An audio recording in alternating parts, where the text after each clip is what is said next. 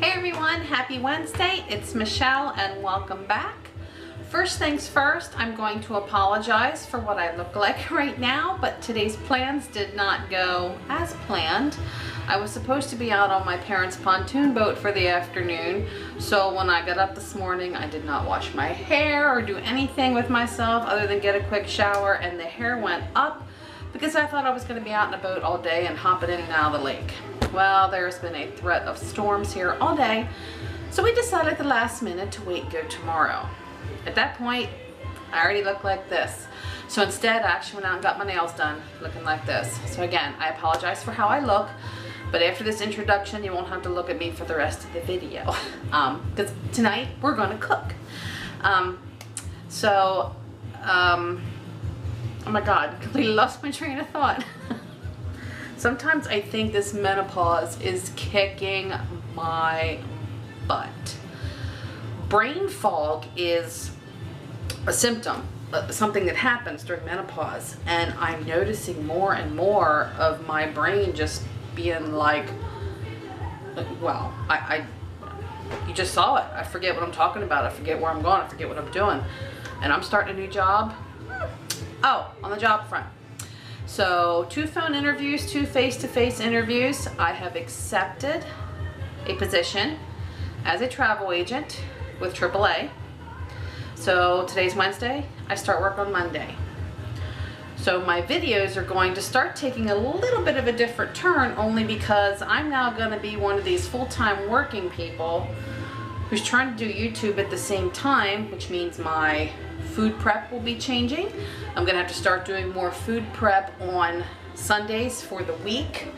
I have to start packing my lunch every day, so I'm gonna start incorporating that into my videos to let you know what I'm taking for lunch that is healthy and easy, that I don't have to rely on going out or eating peanut butter and jelly.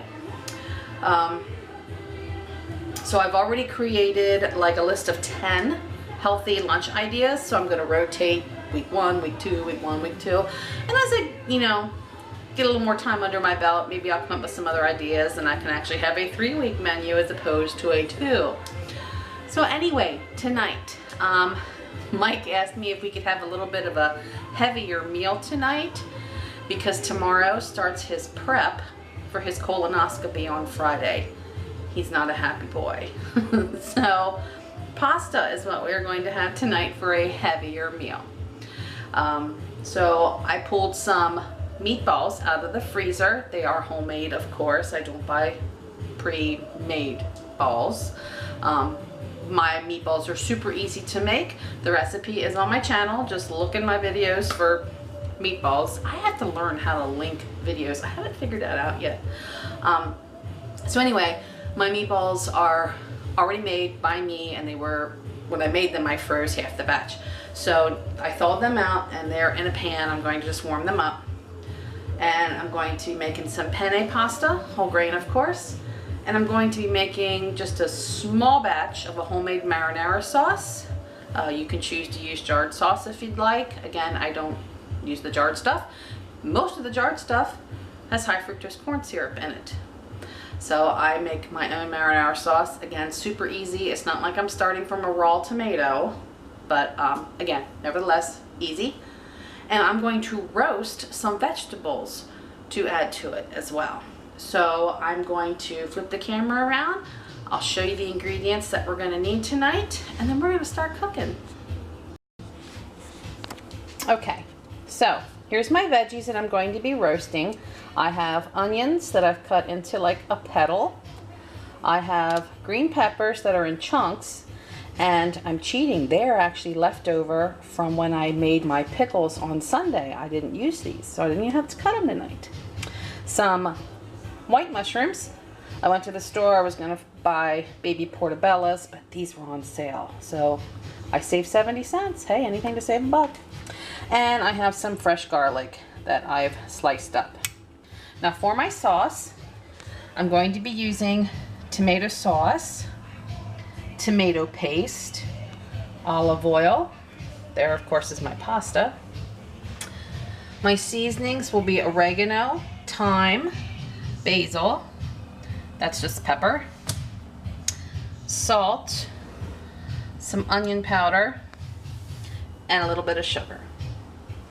And then of course my balls, I just put them in a pan with a touch of water on the bottom, and I'm just going to steam those to warm them up, because like I said, they've already been baked. They're ready to eat. All right, let's get cooking. Okay, this saucepan here is what I'm going to make my very small batch of sauce in. In it I have like 5 pieces of the green pepper and 2 small pieces of garlic. I'm just going to give them a quick saute in a little bit of oil. You don't want to saute your garlic too long or it becomes bitter.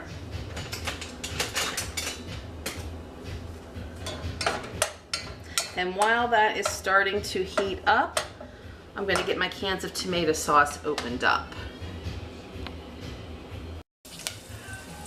Okay, now when I make my marinara sauce, it's just one of those dump and go type recipes. Again, I've just got these like starting to caramelize just a hair, and I'm going to start adding the rest of my ingredients. Whoa, bit of a splatter. I should really have my apron on.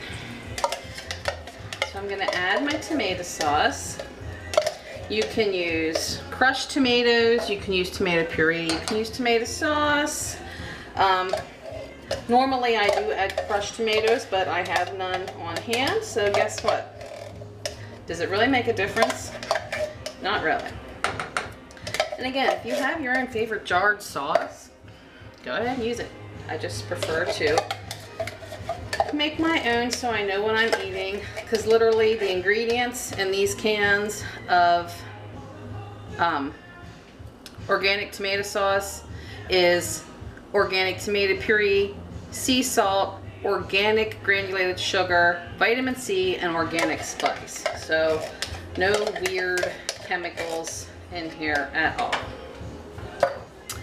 Needless to say, your heat needs to be down on simmer. I'm gonna add just a touch of tomato paste in here. Oh, I forgot I have a new tube. You gotta open it, dingbat. Okay. So maybe like a tablespoon of tomato paste.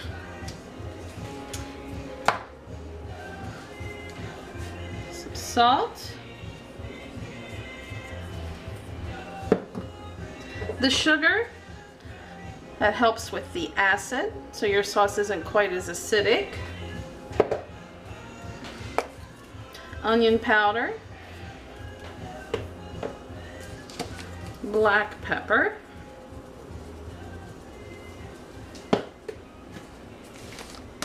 Some basil. And these spices and herbs, you just add them to taste. I'm not a huge fan of basil, so I'm not going to put a ton in. Some thyme leaves.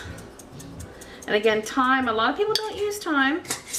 So if you're not a fan of that, that's one of those herbs you can probably let out if you want to. Or you can buy Italian seasoning, which has basil, oregano, and thyme in it. It's all 3 of the herbs already blended. So now we're just going to give this a stir. Now you can taste it at this point, but until it heats up, you're not going to really taste the herbs until it has a chance to cook a little bit. But you can at least taste it for sweetness or saltiness at this point. The green peppers I don't eat, I just put them in there for flavor. Same way with the garlic. It's not like I'm going to eat those. They're just in here for some flavor.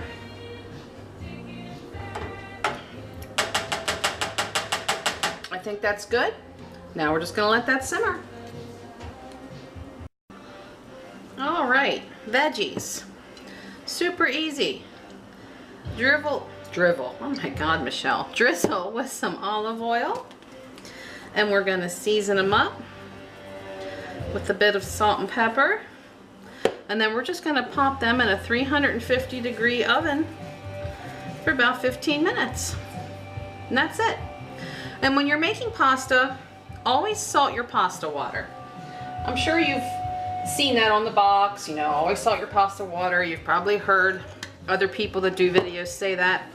The reason is, when pasta gets to a certain point in the cooking process, it can no longer absorb anything. You'll have sauces that will stick to it, but your pasta can no longer absorb once it is done the cooking process. So in order for that pasta to get flavor, the water needs to be salted ahead of time. So again, if you didn't know why, that's why. Always salt your pasta water. All right, veggies are going in the oven and I will be back. All right, here's the veggies all roasted up. Pasta's cooked. Sauce is hot and yummy. Balls are ready. As soon as Mike fixes his plate. He's ignoring us. There he is. As soon as Mike fixes his plate, I'll let you see what it looks like. Alright, there's Mike's plate. And don't forget your cheese. So tonight I got a block of fresh Pecorino Romano cheese and the grater so we can have nice fresh cheese on the top. So that's it. Join me in the next video. Bye.